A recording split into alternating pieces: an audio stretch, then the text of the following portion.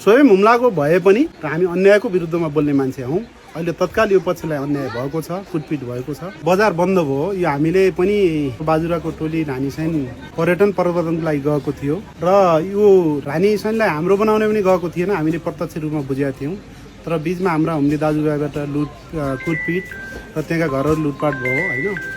हामीलाई त्यो अन्याय लागेको थियो, त्यही विषय हामीले बजार बन्द गर्ने एकबद्धता पनि जनायौँ र आन्दोलनको एकबद्धता पनि जनायौँ र अझ पनि हामी जनाउनेछौँ। मुख्यतः यो टोलीको जो पीडित टोली छ त्यसको यो सीमा विवादको टोली यो विवाद होइन।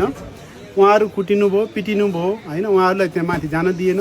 जो पर्यटकहरूलाई स्वागत गर्ने ठाउँमा उहाँहरूलाई कुटपिट गर्ने काम भयो, त्यो एकदम अन्याय छ। त्यही एजेन्डाको लागि यो बन्द गरिएको थियो, हामीले त्यो बुझेका थियौँ र त्यो टोलीलाई हिमाली गाउँपालिका अध्यक्षज्यूलाई सबैलाई हुम्ली जनताहरू मारमा परे एकछिन खोलिदिनुहोस् भन्ने हामीले अनुरोध पनि गऱ्यौँ।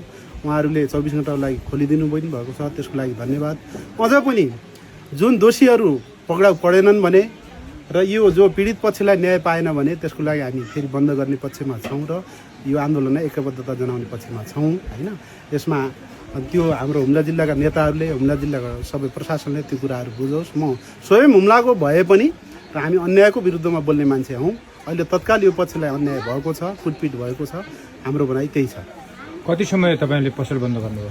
हामीले हजुरको 48 घण्टा बन्द गऱ्यौँ। 48 घण्टा हजुर, मैले सबैलाई फोन गरेँ। समस्या भनेको यो हो, तत्काल यो सीमाको समस्या होइन। उहाँले सीमाको कुरा उठाउनु भएको छैन। उहाँहरूले मुख्य गरी कुटपिट भएका मान्छेहरूलाई कानुनी दायरामा ल्याउनु पर्यो, पक्राउ गर्नु पर्यो भन्ने एजेन्डा उठाउनु भएको छ। तपाईँ अर्को कुरा व्याख्या गर्नुहुन्छ, त्यो नगर्नुहोस् भनेर होइन।